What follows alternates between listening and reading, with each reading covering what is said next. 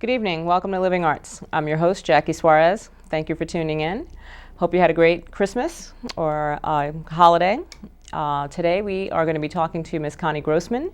She's a well-known, well-respected flutist, educator, also a native of Westchester, born in Greenburgh. Connie, welcome to the show. Thank you, Jackie. How are you? Fine, thanks. And you? I'm good. You know, I had the, I guess, I've heard of you and I've seen you, perform before because of Fajardo. Mm-hmm. My stepfather played with him or sang for him, and you were in that band, and also through Son Sublime, which we had on the show a little while ago. Yeah. So it's great to have you here. Great to have you here. It's great to be here. Yeah. So now you play a mean flute. Well, thank you. How did that start? Oh my goodness. Well, my instrumental music life started with my mom. She was a concert accordionist, believe it or not. Wow. Yeah. I didn't think they gave concerts for that. Yeah, I know. I didn't either, but most people don't. But yeah, she was actually a classical concert accordionist. She gave recitals at Carnegie Hall, Town Hall when she was like 14. Oh, wow. She's pretty serious. And then went into doing like club dates, more pop stuff. And then when I was born, she became a music therapist. But when I was 2.5, she had a little miniature accordion made up for me and said, "Here, you want your bottle? You're going to play a C major scale." So I, started life thinking that the alphabet started with C rather than A, because the first thing I learned was a C major scale. Oh, wow, that's so interesting. So, yeah. And then my brother played flute. He was a lot older than me, so he was drafted during Vietnam, and he went into the Marines, and he played flute. He auditioned for the band, and he made it and pretty much saved his life. And that really influenced me, and so I always wanted to play the flute when I was little. And also he would bring me recordings of jazz flutist Eric Dolphy, and back then I thought it was like the most incredible stuff, and I said, that's what I want to do. So finally, when I was in 4th grade and it was time to study an instrument in school, I said, that's what I want to do. So I started the flute. It took me about 3 months just to even get a sound out of the instrument. Really? But that's a story I tell my students too, because starting flute, the hardest thing about it is really just getting a sound and Why is that difficult? It's unlike other reed instruments or even brass instruments where you have a mouthpiece that with other woodwinds where you can just kind of wrap your lips around and blow, or with a brass instrument, a mouthpiece that you could just put your lips into and buzz. The flute, you have to shape your lips into the mouthpiece, and you have to aim the air in just the right way against the back wall of the lip plate of the flute, and it takes a little while to kind of get comfortable with and to get used to. But my beginning flute students, can't get a sound at first. I tell them, don't give up, don't give up. Hang in there. Hang in there, it will happen. And then I play something for them and they say, really? And I said, yeah, it does happen. And then they do, and they sound beautiful. Okay, so Yeah. you said you went to Sony Purchase when did. we were talking earlier, and you have a master's in music, or not a master's in music, I'm sorry, a BA in fine arts? I do. I have a BFA from Sony Purchase, and I have a master's in music education from Lehman. Oh, okay.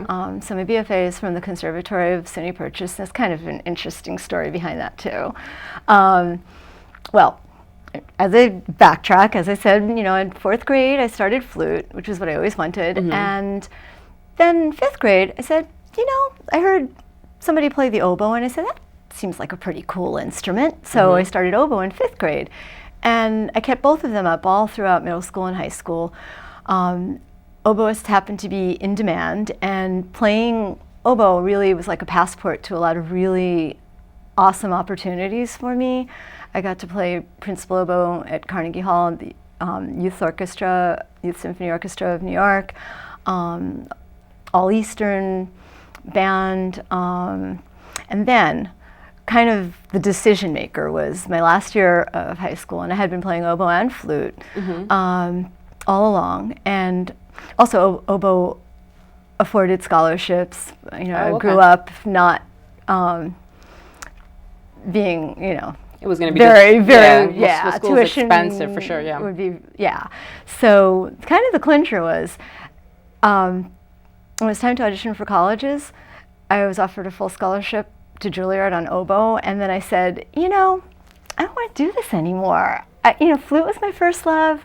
That's what I really want to do and concentrate my efforts. And I realized that if I was going into music professionally, that I'd really have to take it seriously and work very hard. And you didn't want to move forward with the oboe. I did, and I could see doing that with flute because it was so versatile. It would lend itself to playing classical music, to playing jazz.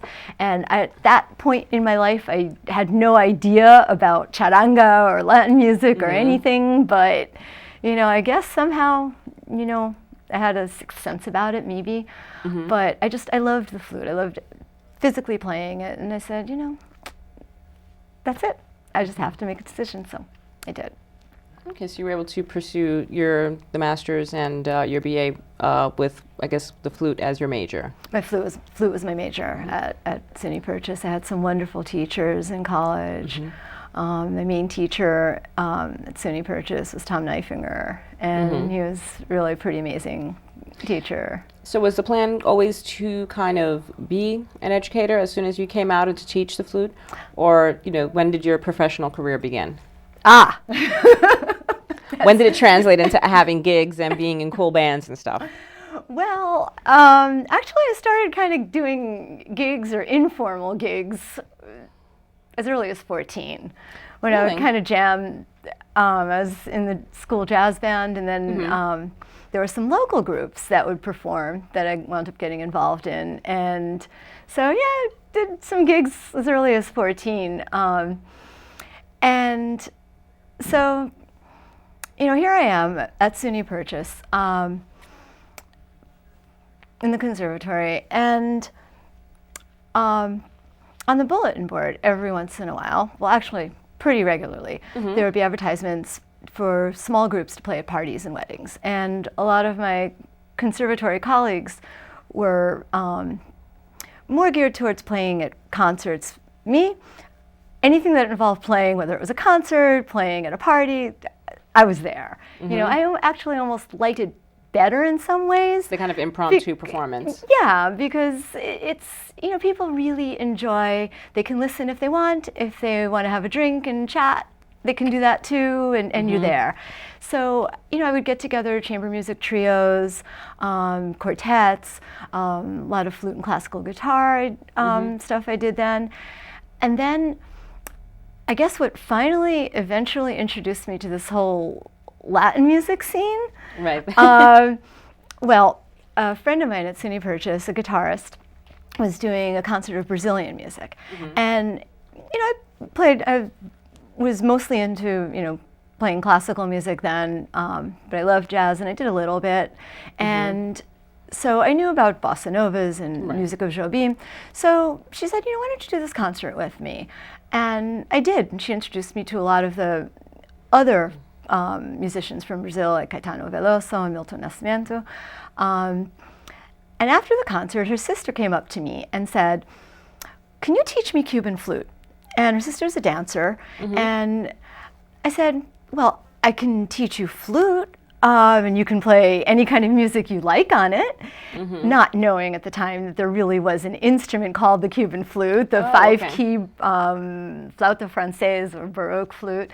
So she came over for her first lesson, and I, showed her how to play the flute, and then she said, okay, now you have to listen to this. And she brought with her 2 albums of Orquesta Aragon and Orquesta Broadway. And after hearing Richard Egues from Orquesta Aragon and Eddie Zervagon, who became my mentor from Orquesta Broadway, I said, okay, this is what I want to do. And that was my first discovery of charanga. So kind of a big light went on right then, and you were like, this is, what I want to be playing. Oh, yeah.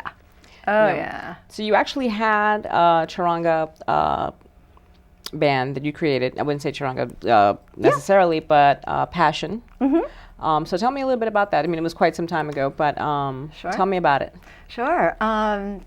Pasión was an almost all-female charanga band, and we did everything from charanga R&B to things that were pretty típico, to songo, to descargas.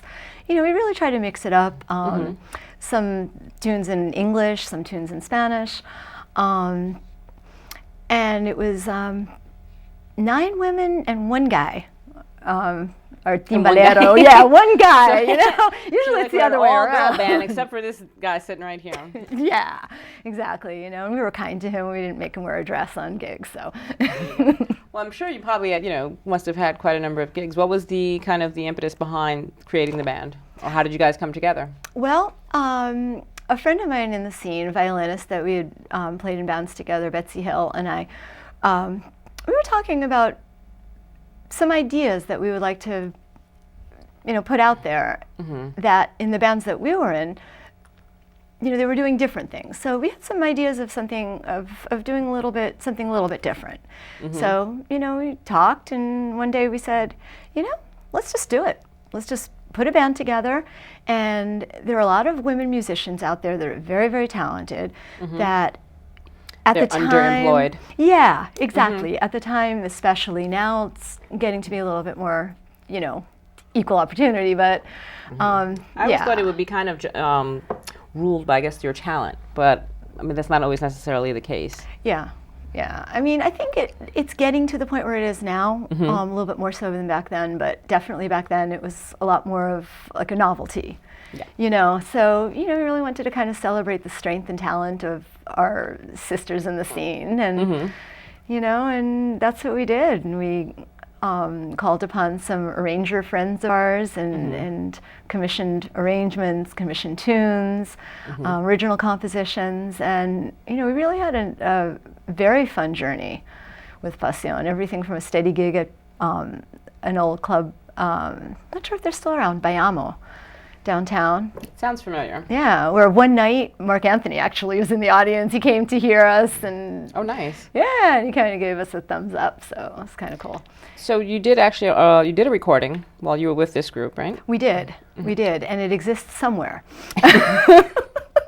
I believe there are some tracks now, single tracks, that are available on CD Baby or Amazon, but I'm not exactly sure, so. I think it's CD Baby. Because I was all in the cyber world after information for about yourself, doing my little background check. Excellent, yeah. So I guess at that point you disbanded at some point. We did. And of course you started your family and you moved to Tarrytown. And I'm always so just jazzed to hear about all the great artists and musicians that are living here in Westchester, and then come across someone and get to hear a little of their story and have them come to the show and perform.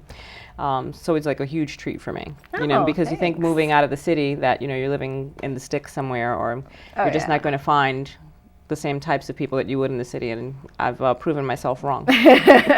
Absolutely, we're here. So what has your life been like since you've been up here in Tarrytown? Are you still performing? I know that you're with Son Sublime, and you've been with them since 2000. I have. I've been with Son Sublime, and I've continued all through to perform with Son Sublime. Latin Jazz Coalition is another group I perform with. Oh, okay. Led by trombonist Demetrius Casares. And from time to time, I'll play with other groups, Armando Fajardo's group sometimes. So that's Fajardo's son, right? Yeah. Okay. Yeah, Fajardo Jr. It's like, what are the chances, right? Yeah. Well, I used to work with him a lot right after his father died. His father passed away, yeah. Right. Yeah. So what was that like? Because I know you've traveled pretty much all over the world. And you've studied also in Cuba. I wanted to touch on that as well. What inspired you to do that? What inspired you to just follow kind of into this whole Latin world and learn or study in Cuba? How did you manage to do that? Well, the music just got inside me, and I mean it felt like something that was there all along. I just never knew. And just the fact that a lot of the roots of this music came from Cuba, and a lot of the folkloric music, a lot of the popular music had a lot of basis in the folkloric, especially the rhythm, it's kind of interesting the way that charanga is like a marriage of the classical and then the African roots with the drumming and then the folkloric and the Yoruba traditions. And I was just fascinated by it. It just really, something inside me always resonated with that. And going to Cuba was almost like a religious experience. I got to go with seriously. And I got to go with a group to study folkloric percussion. And while I was there, I got to meet one of my heroes, Richard Egues, which that was a remarkable experience. It really was. What year was that? That was 92. Okay. So how long were you there for? I was there for 4 weeks.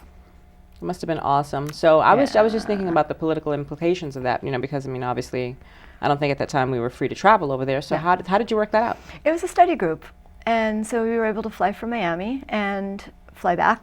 Okay, so we were at that time doing educational exchanges like that. We were, yeah. Oh, okay. Yeah, so it was doable, and I remember getting stuck in Miami because it was Hurricane Andrew. So the last flight out of Miami was 5 minutes before my flight was scheduled, so I was there for a week. I got to see all the hurricanes. So. Oh wow! Yeah. Well, lucky thing you got out of it safely. Yeah. So what definitely. was what was the I guess the most important thing that you took away from being in Cuba, or how did that I guess augment your musical life? Oh, what did you take away from that? On so many different levels. Just meeting people there, the art, the warmth, just the vibe, the aura, and getting to meet my hero, one of my real heroes, Richard Egues, getting to hear him play live. And I think the moment, I was still fairly new in the charanga scene in '92, and I remember meeting, going to hear him play, and he was playing with a group, acoustic, and I mentioned, or somebody had said that I'm a flute player, so he's playing, and then he looks at me, and he takes his flute, and he says, "Here." And I look at him, "Me? Me?" And he's like, "Yeah, here." So I take his flute, and I start to play a little bit, and listening, and playing, getting into it, and then I look over, and I see his face go, "Can I have my flute back?" No, but I mean, he was smiling. I was like, "Oh, yes, he likes it. I'm okay." So what was your day like? What did it consist of with this program? What were some of the things that you did? Well, wake up, have some good coffee, and and play drums. Really? So at that time, the program has expanded since, but at that time, there were only two choices: either studying folkloric dance or folkloric percussion. And now I believe it's expanded into studying different forms of music, jazz, different instruments, songo and charanga and other types of music. But back then it was really just strictly folkloric percussion, folkloric dance. So coming from the instrumental aspect, I was really interested in the percussion. So, we would study all the different types of drums, not just the congas and the batas. We would also study bata rhythms, but arara drums and, just different drums from different styles and different traditions. Right. So it was really fascinating. Yeah, it sounds like it was. I would love to have done something like that, especially in Cuba, of all places, because we've been cut off from there for so long. Yeah. So as the audience will see, we have a ton of terrific, funky-looking flutes here on our coffee table, and they all have like a little story behind them. So why don't you share a little with us and tell us about your instruments? Okay. Well, some of these flutes have more fascinating histories than others, but they're all a lot of fun. And basically, this whole idea of playing a whole bunch of different flutes was inspired by another hero of mine, Dave Valentine, who I know when he performs. I was just thinking about him. Yeah. I was just thinking about him.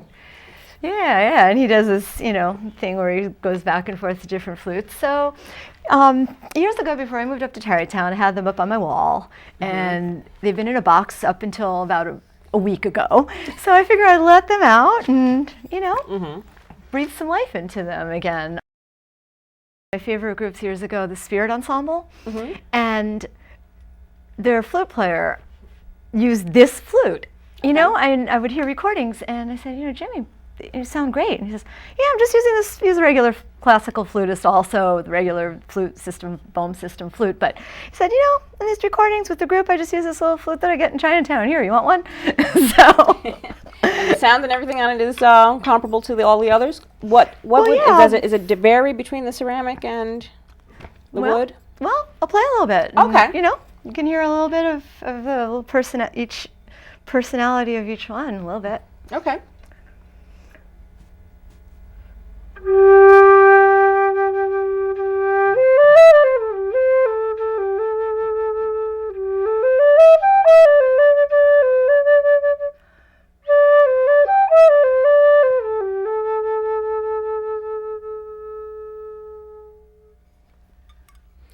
So you said that was from Guatemala? The ceramic ones are basically local artists. Oh, okay, okay. I believe Westchester artists too. Oh, there you go. Another plug for Westchester. Yeah. And this one, I believe, is fashioned after the Egyptian god Thoth. Yeah.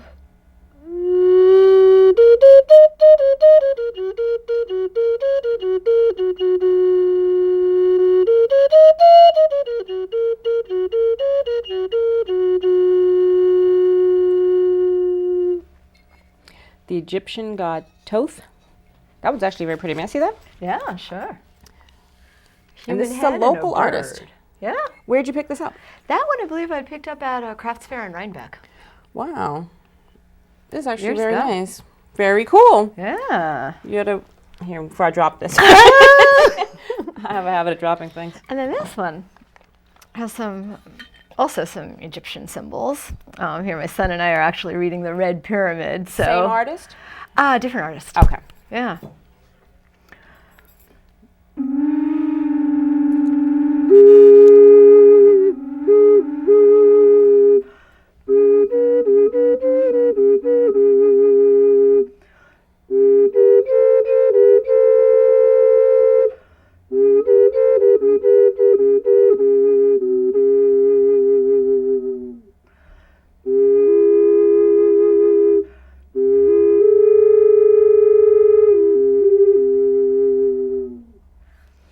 Wow, there was a nice, like, I don't know, type of echo chamber almost coming from that. Maybe it's because of the dual chambers or the dual, what would you call the main? Chambers? Yeah, chambers? Okay, That, awesome. that works. Yeah, no, very cool. It's kind of spooky sounding. Yes. And then this little guy is actually from Epcot Center. Disney. We're really...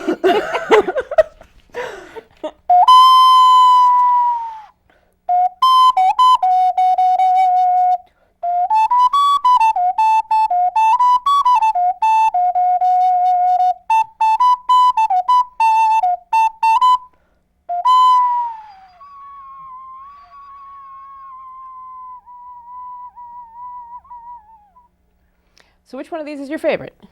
Oh, Well, we're not done yet, but yeah. I don't know. I kind of like them all because they're different. They all have different- personalities. Yeah, they're a little bit different. They're different. You know. so when Kinda you like play all my friends. professionally, your friends, when you play professionally, what do you use?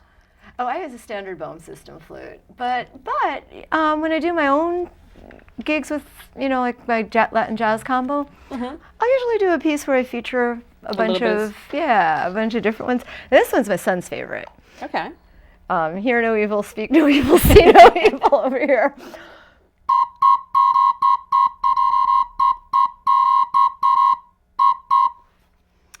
And that one is from Guatemala. Does it have As any holes in is- it besides the one in the back?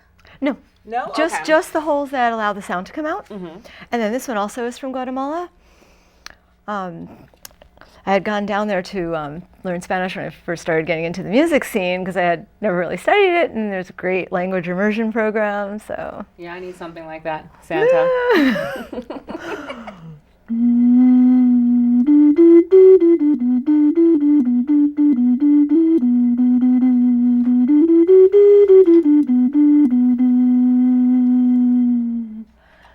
I like the deep. That had that sound cavernous, was. that cavernous sounds as well. And then the two wooden flutes, transverse, which transverse is this way, where you have to do that thing with your lips and You can't blow directly into it, some more the other motion you were talking about. exactly.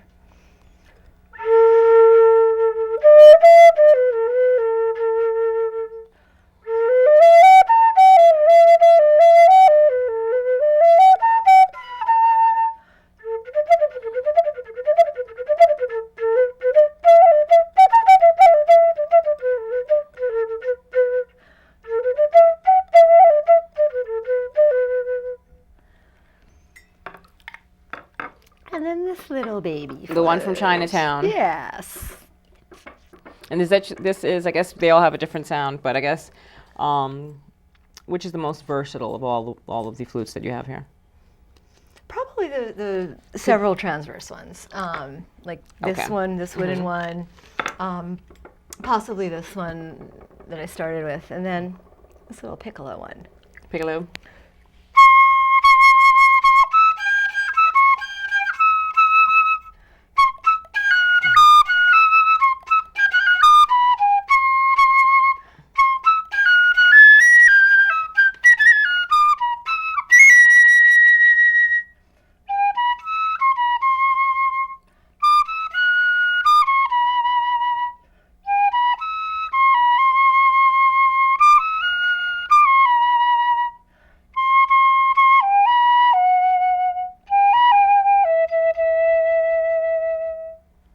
Awesome.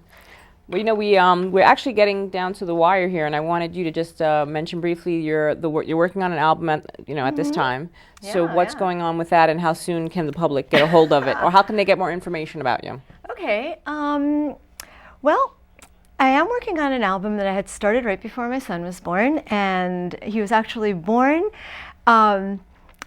the day that we were finishing up the last of the 4 songs that we have right now in Yomo Toro, which I definitely want to mention that he was a very, very big part of my musical life. Late 80s, I began playing with his group, and he was like a padrino to me. One of the most beautiful people you ever want to meet, and I did a lot of traveling with him. So when he found out that I was doing my own project, he offered to play on my album. So we had 3 tunes already done, and then the 4th tune was pretty much done. Yomo was laying down a solo on the 4th tune, and right then, that was when it was time to go to the hospital and have my son, right when he was done. At least you were able to include him. Yeah. To include him. Do you have a website where people can find the information about your projects, or some way that they can contact you? At this point, I don't. I'm kind of just coming back onto the scene, after really laying low for a while. My son doing the mom thing, exactly. But as my son's getting older now, and different things are calling me back out. No, that's awesome. People can also, we'll definitely keep people apprised of what you're doing through our website, Living Arts in Westchester. That'd be great. I want to thank you for coming. That's been, it's just been wonderful talking to you, and hearing all the various instruments. And wish you, the best of luck. Thank you, Jackie. Now to our Living Arts audience. Thank you for hanging in there with us. Thank you for tuning in. This is our last show of 2012. We're looking forward to a fantastic new year. I want to thank our crew and all the supporters of the show. And you too, Mom. Thank you all, for all of your hard work. I appreciate it. Please come visit us on our website, Living Arts in Westchester. Like us on Facebook, and you can see old episodes on our YouTube channel, Living Arts in Westchester. Have a lovely new year. Talk to you soon. Peace.